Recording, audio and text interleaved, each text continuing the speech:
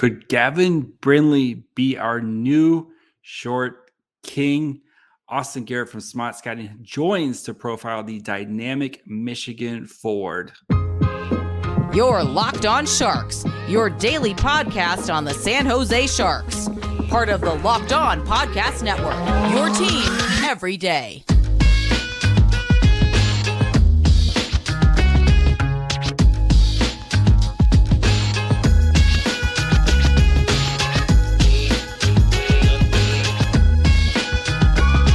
Hello, welcome to Locked On Sharks, the premier hockey podcast of your favorite team in the Bay Area. My name is JD Young, contributor at San Jose Hockey Now, and I want to thank you for making Locked On Sharks your first listen. We're free and available wherever you get podcasts, and of course, you can watch this on YouTube as well. So we're proudly a part of the Locked On Network, where we cover your team every day. And then today we have one Austin Garret from Smaht Scouting. He joins to discuss Gavin Brindley and what makes him such an intriguing prospect, why the Sharks should really consider drafting him either with 26 or 36 with, despite his size of being only 5'8". So before we get into it with with Austin about Gavin Brindley, do want to let you know that today's episode is brought to you guys by Gametime. Download the Gametime app, create an account, and use code LOCKEDONNHL for $20 off your first purchase.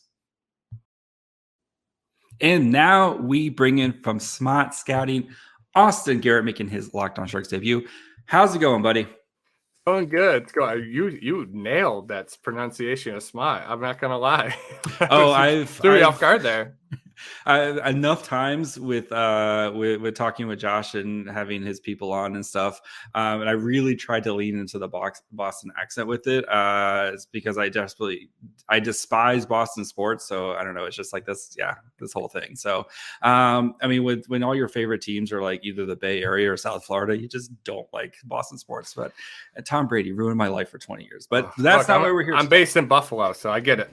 You get it. Tom Brady ruining lives for 20 plus years in the AFC East. Somebody who hopefully will not be ruining a life, and somebody's going to bring a lot of joy to a fan base. And I think this guy is one of the most fascinating and super exciting players in the draft.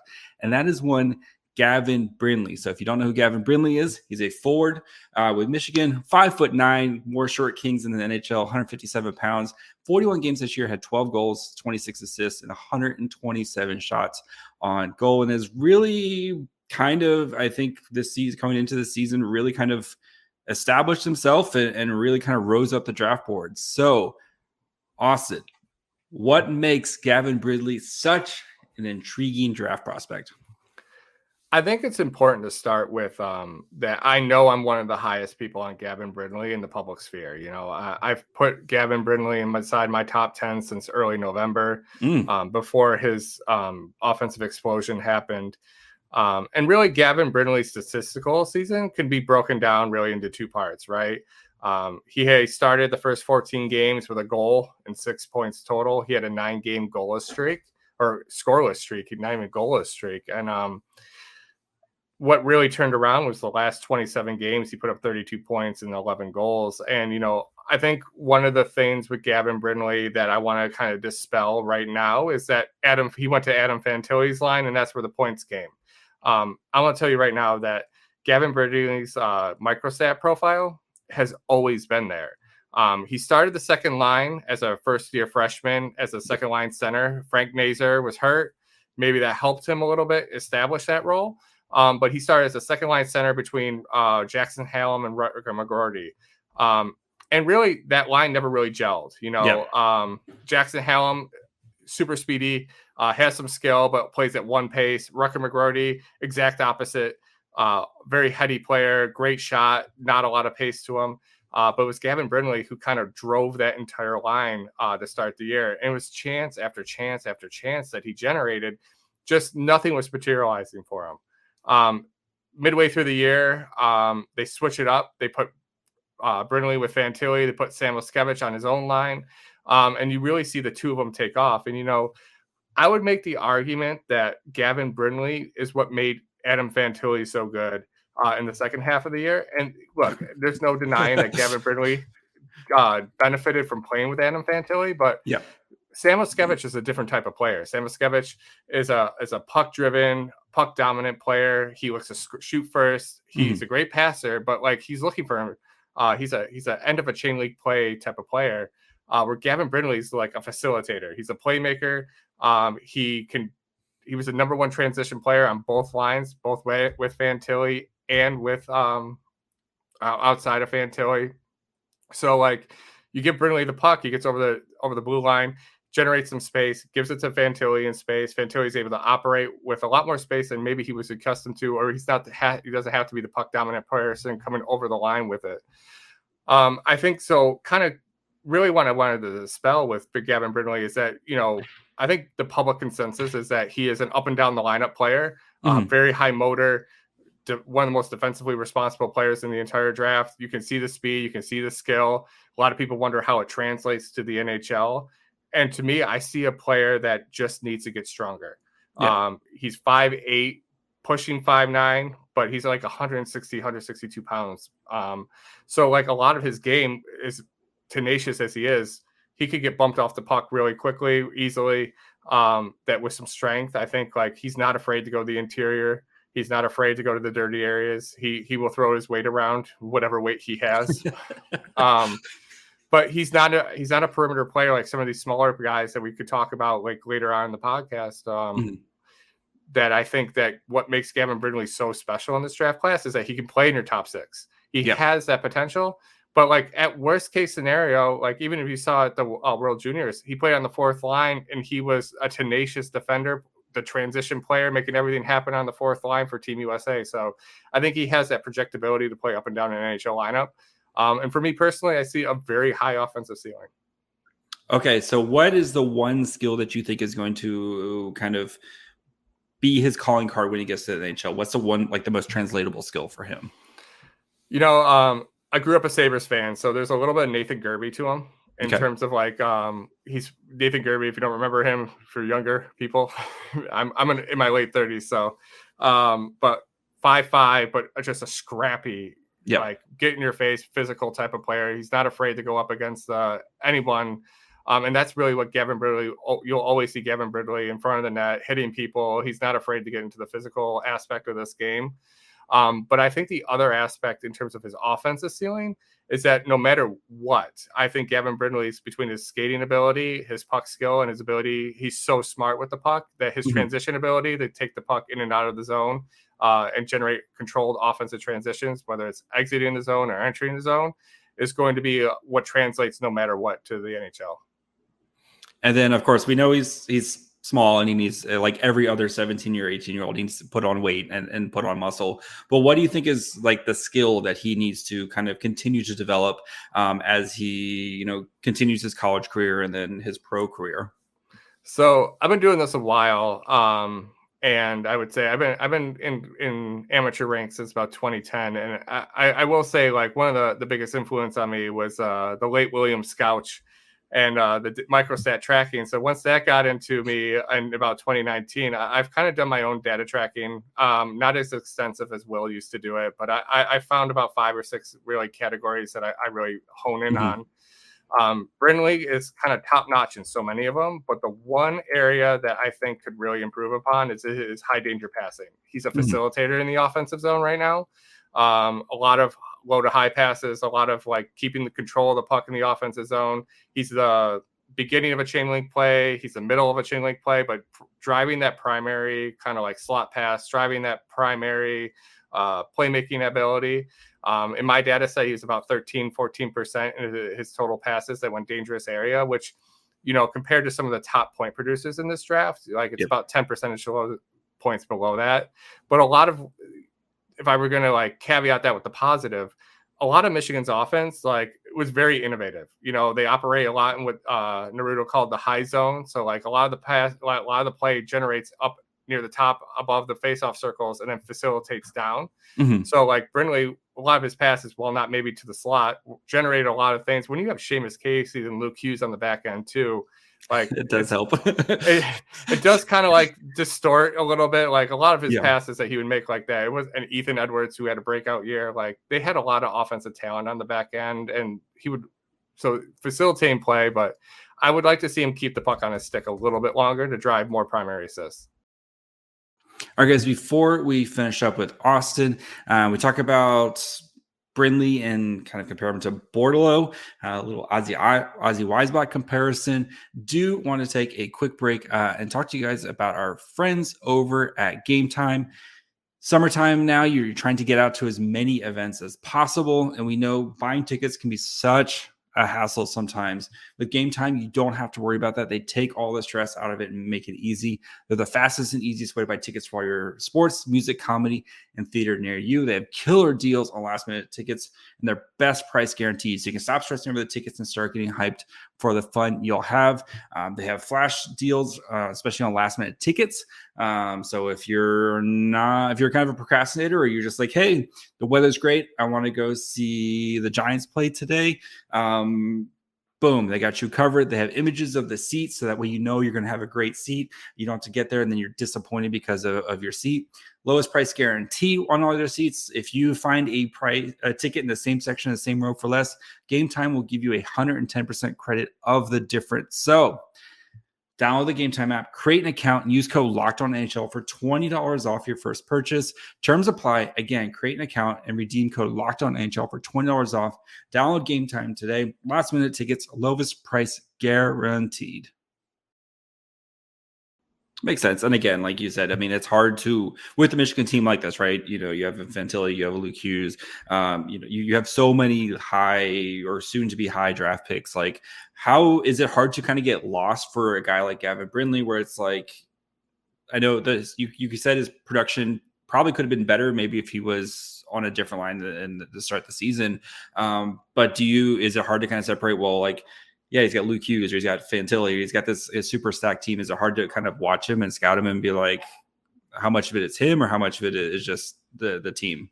It's an excellent question. In my smart scouting report, I kind of preface this in the beginning, and I'm like, I don't think there's a prospect I've watched more than Gavin Brindley this year, and it was simply for the fact that if I'm being very truthful, I wanted to knock him back. I loved him so much. And I was like, I need to watch him and be like, why do I like this kid so much? Find me a reason to hate you. Like, yeah, exactly. And so when I kept watching him, I would say to you like that I don't think it's an exaggeration to say that he was probably the second, if not third, most important forward on that team. Like, he was thrown out in every situation: penalty kill, power play. He plays so smart. He so many times he sacrifices his body to make the right play. That like he plays the game in a way that if I were to teach my child how to play the game, I would be like, watch Gavin Brindley. He plays a full 200-foot game. You can put him in any situation. You could trust him in any situation. So I think from an essence of like, maybe he's not Samoskevich or Fantilli in terms of like being able with that. Both of those two have wicked shots. And I think Brindley's shot isn't as heavy as either of them. It's not beating goalies from distance like either of them. But like, just in terms of like impacting play and always making the right play, like there's a reason why they were almost 60% Corsi when he was on the ice. And it's not just because they were a wagon. He was driving a second line without Fantilli for the majority, if not half the season. All right. So we know, he's a short king. If he was 6'2", would we be talking him as a top 5 pick? I know we're going to talk about another Sharks prospect, Michigan product, later in the podcast, but I would say it's never a clean player comparison. Yeah. But he, if I were going to compare him to another Michigan player, he reminds me so much of Matty Beniers. That's right. The short version of Matty Beniers is what I've heard. Yes. Yeah. If he was 6'2", I think you're talking about the number 2 pick in the draft. You know what I mean? Like, the reality is that he's 5'8". So much of it, and if you read any scouting report, and trust me, any scouting report ranking that comes out, I control F Gavin Brindley first to see like, what is anyone saying bad about this kid? Because I haven't seen it all year. And it's like, number one thing, he's small. How does this translate? That's the biggest question he has. But if he had 6'1", 190, like, I would dare anyone to find a fault in this game. That's fair. So you kind of touched on it. We talked, Sharks already have their short king Michigan player in Thomas Bordeleau. Bordeleau is really nice start to his AHL season and then kind of fell off. But you still see the promise. Compare their games. I know I would assume Bordeleau is more kind of not as tenacious, a little bit more creative compared to Brindley. Is that a fair? I'll be honest. So Bordeleau was haven't watched a ton of Bordeleau since his draft year. I've seen a couple of AHL games. I was prepping myself in case we ran into him in the as a Rochester fan. But I would say that archetype wise, I would say Bordeleau much more perimeter skilled. Played at a lesser pace than Brindley did. I would say where he kind of takes Brindley is Bordeleau was really amazing, especially in his D+1. At like finding seams off puck, finding teammates in slot areas and dangerous areas. That Brindley still, I think that's really his next iteration of his game. I think defensively, I would take Brindley even right now, just in terms of how engaged and how hard on pucks he is. But I would say like Bordeleau is the type of player you're hoping becomes an offensive play driver, playmaker. Might operate on the perimeter on a power play, and Brindley's going to be kind of like he might not play on your top power play ever. Like I don't think that's a realistic expectation for him, or even playing on the power play. I don't know. Have you seen the Sharks power play unit too? It's you and I might be able to make the power play unit too right now.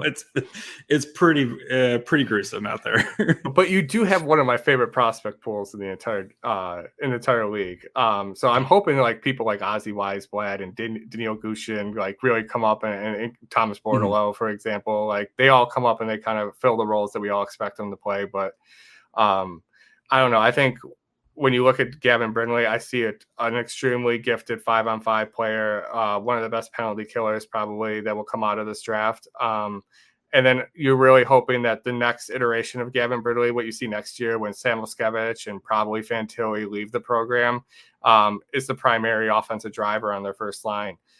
So I think there's a lot of ceiling for Brindley right now, but I would say Bordeleau, I would lean offensively, but the rest of it, I would go Brindley.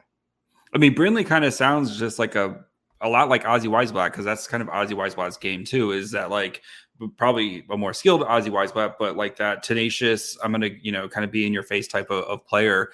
And Ozzy's not the biggest guy either. So, I mean, this kind of feels like, Mike Greer's type of player. Again, we know Mike Greer wants that kind of compete level. And it sounds like Brindley does not give up a shift ever, does he? No, and truthfully, I would say, I saw we're on a Sharks podcast, but I mentioned Nashville. I saw a tweet about Barry Trotz telling his scouts that go draft me the people that will get out of your seats. Yeah, and if that is the mindset of what Mike Greer wants to do, Gavin Brindley should be one of the front runners for this draft pick, for the second draft pick for the Sharks, because look, there's not a lot of players when we get to the second or the bottom half of the first round, they're going to be able to get you out of your seat like Gavin Brindley is going to be able to. All right, before we finish up with Austin, we talk about some of he gives 4 of his picks. If guys as Sharks fans, we should be rooting for the Sharks to pick at the end of the first, beginning of the second round. Some of his guys that kind of get him out of his seat. But before we do that, do need to take a quick break. Talk to you guys about our friends over at Birddogs. I have to admit, Birddogs have become a staple of my weekend attire, right? You guys know dad life, you're running around, you got soccer in the morning, maybe you're at Target, you're at Costco, maybe you're barbecuing, maybe you're just like, screw it, I'm going to go to the brewery. Birddogs let you kind of live whatever lifestyle you need to live and do it comfortably. They're designed to fit slimmer to the thigh and leg to kind of give you a nice sculpted look without having to kind of really try at it. If you're like me, Birddogs, the great thing about them is they have the underwear built in, so you don't have to worry about like things sticking together. They have an anti-stick sweat wicking fabric that keeps you cool and dry all day long, and plenty of different styles, plenty of different options. If you like a little bit more inseam, they got you covered there. Want to show off a little bit more legs, so make sure you guys are going to check them out. Like I said, they become a staple in my weekend attire. I have to wear my Birddogs Saturday and Sunday. So go to birddogs.com/lockedonnhl, enter the promo code lockedonnhl and get a free Yeti style tumbler with your order. That's birddogs.com/lockedonnhl for a free Yeti style tumbler. You won't want to take your bird dogs off. We promise you. All right. So before we continue, or before we kind of finish up, want to ask about some of your favorite kind of back end of the first half. Kind of back in the first half, beginning of the second. Some of the guys in there, guys maybe that get you out of your seat, Austin. So I'm going to let you take it away. Which guy gets you out of your seat, other than Gavin Brindley, who we know really floats your boat? I would say I'm going to give you 4 names. Okay. The first one is just kind of like the dream player, like if I were a Sharks fan who I'd be hoping fell to me, and that's Andrew Crystal from Kelowna in the WHL. He's been dropping in a lot of consensus rankings since the U18s. He couldn't find a role on the Canadian team, kind of found himself in like the Fantilli role that the World Juniors that he found himself in, of kind of floating around the lineup. Where does he begin? Yep. Andrew Crystal was the best playmaker in my entire data set. I've repeated this on podcast after podcast, but he completed more passes than most other forwards attempted.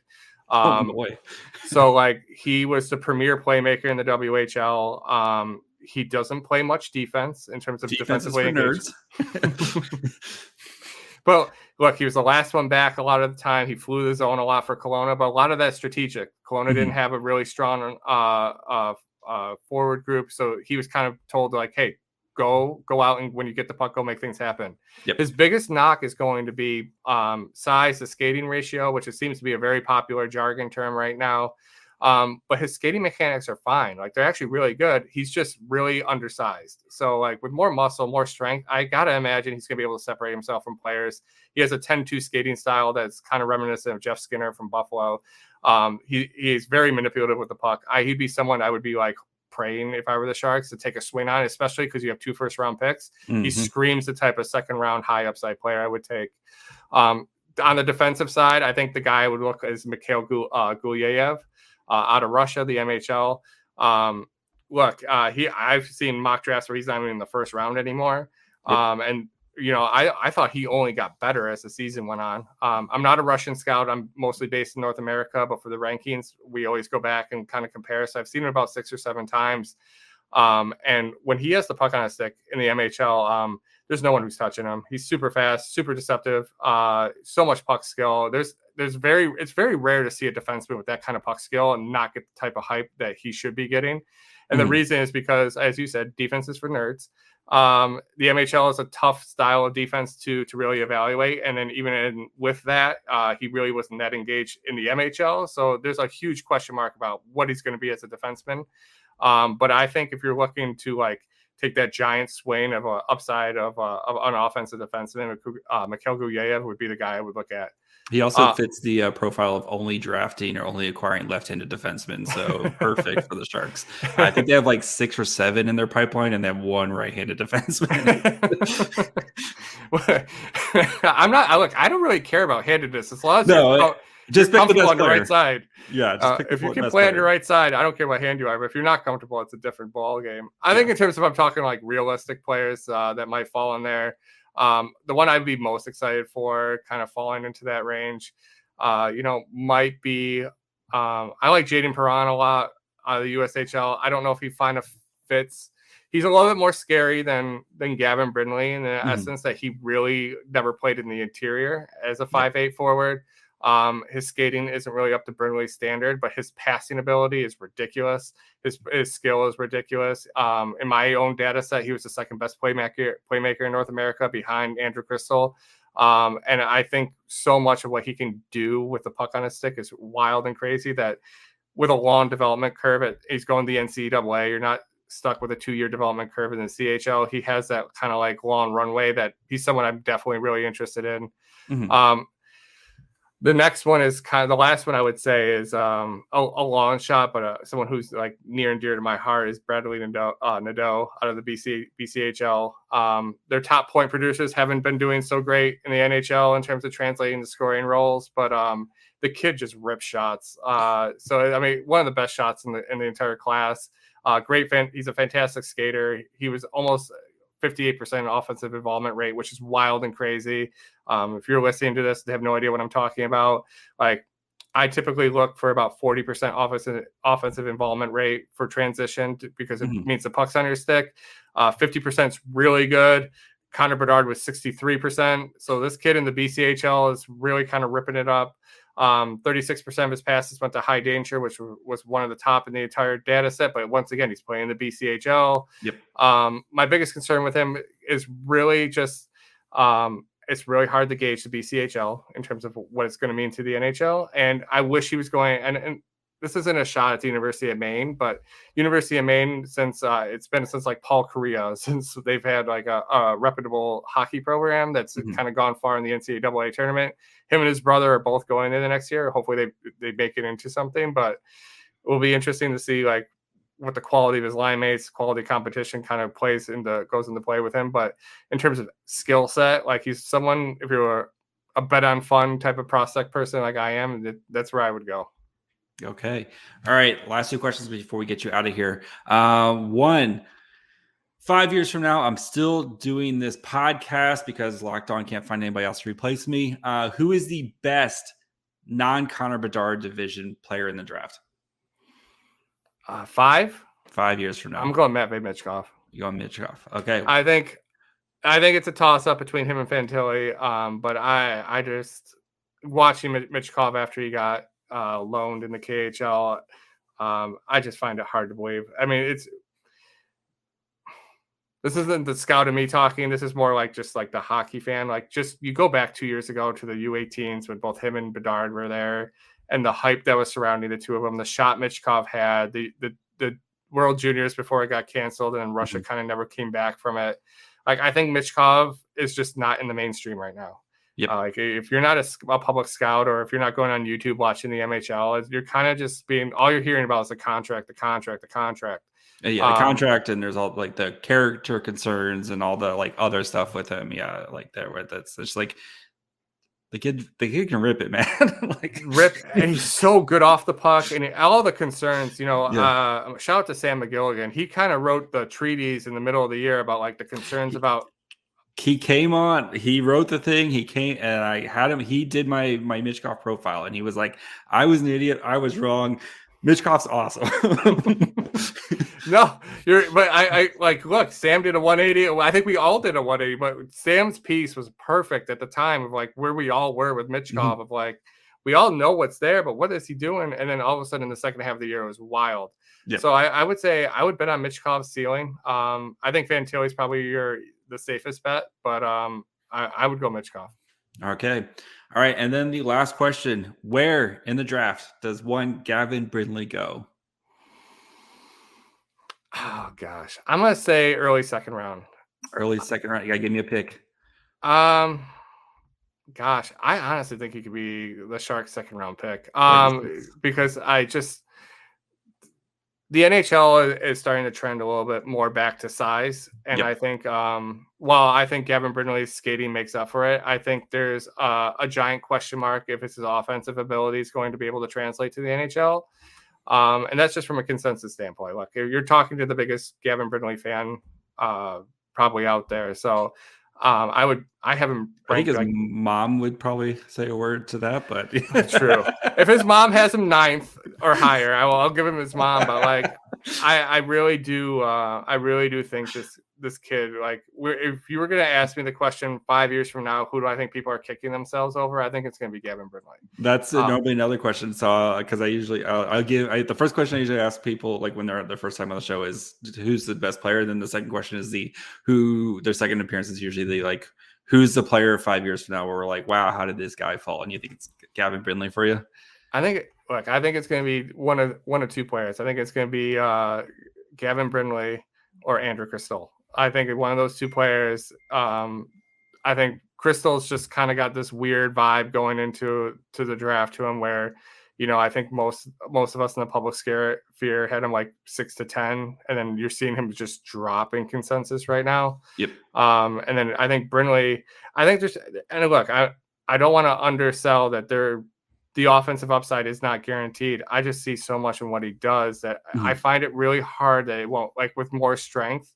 And he's just so tenacious, in the world of Instat, where you can watch just individual player stats, it's really hard to get a generalized, like, what this impact of a player is on the whole game, because you're watching shift by shifts. But like watching Gavin Brindley throughout a game, like, you get energized when Gavin Brindley's on the ice. When he's there, what he's doing. Like, there's an obvious lull when he goes off the ice. It's a weird feeling to have as a scout, especially, but it's like when you do this for so long, there's certain players that, like, when they hit the ice, they're like, another example, like William Whitelaw is like this as well. Like, when William Whitelaw is on the ice, whether or not he makes the right play every time, different story. But like when William Whitelaw is on his game and on the ice, where William Whitelaw is, and he's dictating play. So to have those type of players, kind of like, they always excite me. They usually pan out more times than not. So you're not going to find me say a bad thing about Gavin Brindley. Austin, you've said it all. Where can the people find you, buddy? So I'm on Twitter at bmaster716. Currently write for Smaht Scouting. You can check out my profiles. I just did Gavin Brindley that just came out. Have Oliver Moore coming out sometime this week, who is he has my heart as well. So the two of my favorite prospects coming out right before the draft. All right. Thanks, buddy. We'll chat again soon. Thanks, JD. Thanks for having me. All right, guys. Thank you guys for checking out Locked On Sharks today. Gavin Brindley definitely rising up the I really want the Sharks to draft him type of situation, especially if they go center Will Smith on the first round, or not the first round, if they go number 4 overall, and it's kind of feels like that's going to be the pick, at least a couple weeks out right now. Gavin Brindley is a an upside swing type of player where, despite his size at 5'8", I think he plays that Mike Greer type of game that he is looking for, of just that tenacious, in your face, never give up, compete type of player that Mike Greer is looking for. And I would be very excited to get to watch Gavin Brindley going forward, and get to watch more Gavin Brindley on Michigan, where he's probably got a chance of kind of almost, I don't want to say being the guy next year, but maybe kind of being the guy next year. So thanks again to Austin. Thanks again to Smaht Scouting for all they do. If you guys want to be an everydayer for Locked On Sharks, just come back tomorrow. We have a very special guest tomorrow. Don't want to spoil it, but one of the Sharks prospects making his Locked On Sharks debut. So make sure you guys are back for that tomorrow on Friday. You guys can follow the show wherever you get podcasts, and of course watch on YouTube as well. And follow the show on Twitter, Facebook, Instagram at Locked On Sharks. Follow me on Twitter at MyFryhole. And until tomorrow, bye, friends.